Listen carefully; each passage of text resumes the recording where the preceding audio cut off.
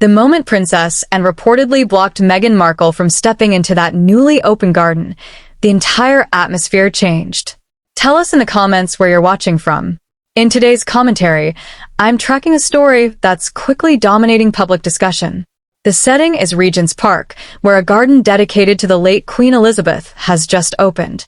It was supposed to be a quiet tribute, controlled, respectful. But what allegedly happened there? It shifted the tone completely.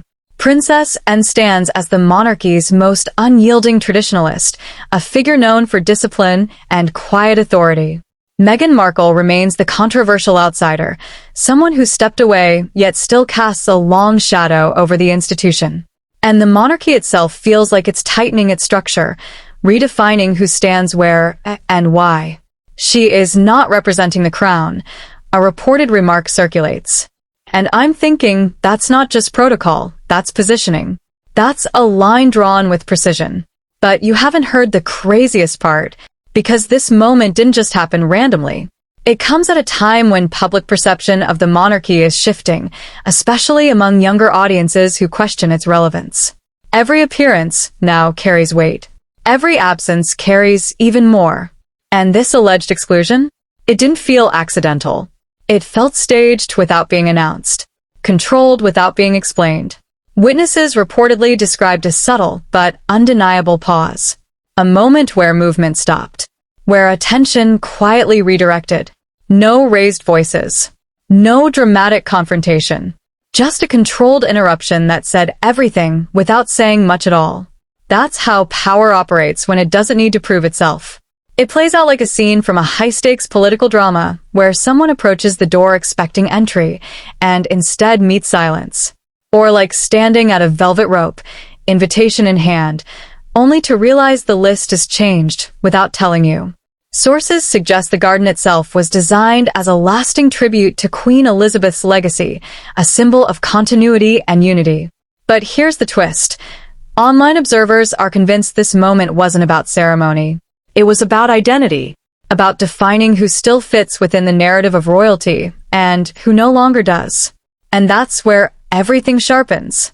Because if this was intentional, then it signals something deeper than personal tension. It suggests a recalibration, a quiet restructuring of the monarchy's image, one where alignment matters more than history, one where distance becomes permanent. You can feel it in the reactions, not just curiosity but division. Social media lit up within hours. Clips, commentary, slowed-down footage, every angle dissected. Hashtag surged, pulling in millions of views as people debated what really happened in that moment. Some defended the decision as protocol. Others saw it as exclusion, plain and simple. No middle ground, just interpretation. But here's the part that keeps looping in my head. What if this wasn't about Meghan at all?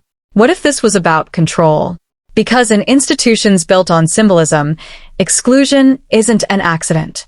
It's a message about structure, about authority, about who defines the rules and who must live with them. And once that message is sent publicly, even subtly, it doesn't disappear. It lingers. It reshapes perception. It tells the audience exactly how the system wants to be seen. So now the question isn't just what happened at that garden. It's what happens next. Because moments like this don't close chapters. They open them. Sometimes quietly. Sometimes permanently. Sometimes the loudest statement is the space someone is not allowed to enter. If you thought that was wild, hit subscribe and drop a comment below. Wait till you see what was caught off camera.